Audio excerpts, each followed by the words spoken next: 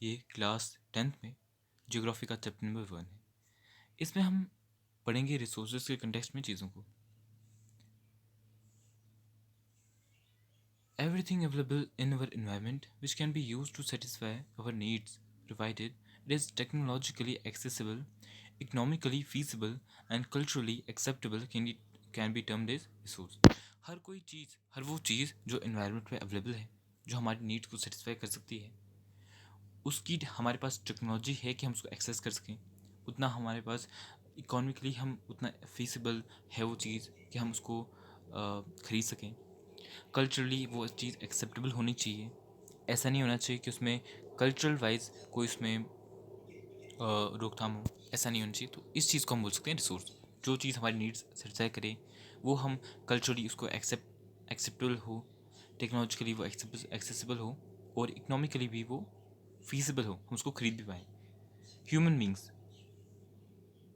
Technology, physical environment, institutions, interdependent relationship between nature, technology and institutions.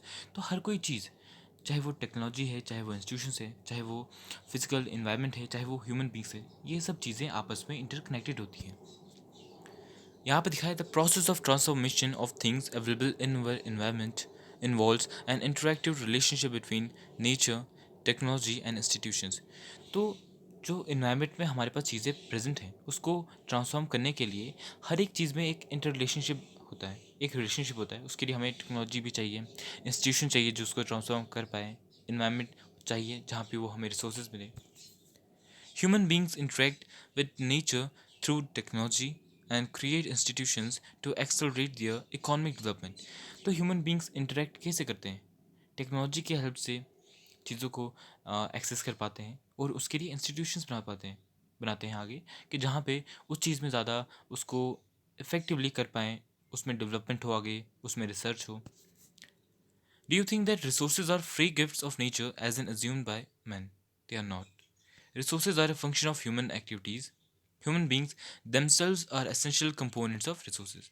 तो कोई कोई लोगों को ये लगता होगा कि रिसोर्सेज हमारे लिए एक गिफ्ट है, जो हमें इन्वायरमेंट ने, जो हमें इको क्या बोल सकते हैं हम, कि जो हमारा इन्वायरमेंट है उसने हमें दिया है, नेचर ने हमें दिया है।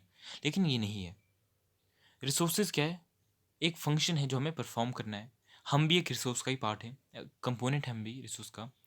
They transform material available in our environment into resources and use them. हम क्या करते हैं? जो हमारे आसपास रिसोर्सेज होती है उसको ट्रांसफॉर्म करते हैं और बाद में अपनी नीड्स को सेटिस्फाई करने के लिए उनको यूज़ करते हैं। These resources can be classified in the following veg. अब इनको क्लासिफिकेशन करना है तो कुछ बेसिस होंगी जिस पे हम क्लासीफाई करेंगे। On the basis of origin, origin की बेसिस पे बायोटिक और abiotic. On the basis of exhaustibility, कि कोई चीज़ कितने टाइम तक चलेगी, ख़त्म होगी कि नहीं होगी। उसमें दो रिसोर्सेज आती हैं, एक तो आती है रेन्यूएबल, दूसरा non renewable. On the basis of ownership, individual, community, national and international.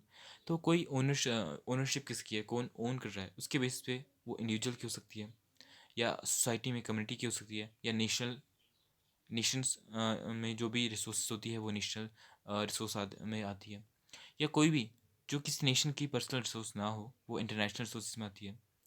On the basis of status of development, potential developed stock and reserves. बाद में ये पोटेंशियल क्या, कि डेवलपमेंट के बेसिस पे भी रिसोर्सेज को क्लासीफाई किया जाता है। उसमें कुछ पोटेंशियल रिसोर्स आती है, कुछ डेवलप्ड, कुछ स्टॉक में आती है और कुछ आती है रिजर्व में। Types of resources on the basis of origin. अब ओरिजिन के बेसिस पे कहाँ से वो उत्पन्न हुई है उसके बेसिस पे बायोटिक और एबायोटिक आती है resources. Biotic resources, these are obtained from biosphere and have life such as human beings, flora and fauna, fisheries, livestock। ये वाली जो रिसोर्सेज होती है ये हमने लिविंग थिंग्स से मिलती है, चाहे वो फ्लोरा फौना हो या कोई एनिमल स्पीशीज हो, उनसे मिलती है। Abiotic resources, all those resources which are composed of non-living things are called abiotic resources, for example rocks and metals। अब जो चीज़ें हमें नॉन लिविंग थिंग्स है, जिसकी कोई मिनरल्स हैं, वो नॉन लिविंग थिंग्स से हम गेन कर रहे हैं। बाकी वाटर रिसोर्सेज हैं और भी जो रिसोर्सेज है जो नॉन लिविंग थिंग्स से मिलती है, उसको हम abiotic में कंसिडर करते हैं। ऑन द बेसिस ऑफ एग्जॉस्टेबिलिटी, अब कोई चीज़ कितने टाइम तक चलेगी, कब वो ख़त्म होगी, उसके बेसिस पे भी उसको डिफाइन किया जाता है। इसमें रेन्यूएबल रिसोर्स आते हैं, The resources which can be renewed or reproduced by physical, chemical or mechanical process are known as renewable और replenishable resources. जो resources को हम renew कर सकते हैं, नए से reproduce कर सकते हैं, चाहे वो कोई physical, chemical process हो या mechanical process हो, तो इन वाली resources को हम replenishable या ये renewable resources कहते हैं, क्योंकि इनको हम फिर से बना सकते हैं या ये फिर से डेवलप हो सकती हैं. For example solar and wind energy, water, forest and wild life extra. ये जो रिसोर्सेज के एग्जाम्पल है ये इजिली ख़त्म नहीं होंगे. जैसे कि सोलर एनर्जी है, ये ऐसा नहीं कि हम उसको एक्सेस में यूज़ कर रहे हैं. जितनी हमें सनलाइट प्रोवाइड हो रही है और ये आगे भी प्रोवाइड होगी बहुत टाइम तक और ये जल्दी ख़त्म नहीं होगी. दूसरा आता है विंड. अब विंड को तो हम ख़त्म नहीं कर सकते इतना जल्दी और ये आगे भी होगी. तो ये वाली रिसोर्सेज जो इजीली ख़त्म नहीं होती है, लंबे समय तक रहेगी, इनको रेन्यूएबल रिसोर्सेज कहते हैं. द रेन्यूएबल रिसोर्सेज में further be divided into continuous और फ्लो. इसमें बाद में इसका डिवीजन आगे किया गया है कंटिन्यूस में और फ्लो वाले रिसोर्सेज में. जिसकी फ्लो रिसोर्सेज में जो हमारे फॉरेस्ट आते हैं वो भी इसमें आते हैं. फिर कंटिन्यूस में जिसकी वाटर ले लो आप, सोलर एनर्जी ले लो, यही रिसोर्सेज आते हैं.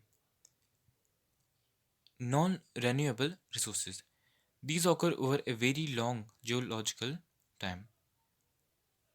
Minerals and fossil fuels are examples of such resources. तो ये जो resources होती है इनको बनने में बहुत ज़्यादा टाइम लगता है. अगर ये एक बार ख़त्म हो गई तो इनको फिर से और बनने में तो बहुत ज़्यादा टाइम लग जाता है, मिलियंस ऑफ ईयर्स का टाइम लगता है. जिसके यहाँ पे फॉसिल फ्यूल्स का एग्जाम्पल दिया है. These resources take millions of years in their formation. Some of the resources like metals are recyclable and some like fossil fuels cannot be recycled and get exhausted with their use. तो कुछ इनमें से जो resources होती हैं वो recyclable होती हैं, उनको रिसाइकल आप कर सकते हो, उनको फिर से आप रीयूज़ कर सकते हो मेटल्स को जिसकी. और कुछ इसमें ऐसी होती है जो रिसाइकल नहीं हो सकती, जिसकी फॉसिल फ्यूल्स आ गया, and get exhausted with their use. और धीरे धीरे जैसे हम इनको यूज़ करते जाएंगे वो ख़त्म होते जाएंगे. और अगर हमने पूरा ही इनको ख़त्म कर दिया तो इनको बनने में भी बहुत ज़्यादा टाइम लगेगा.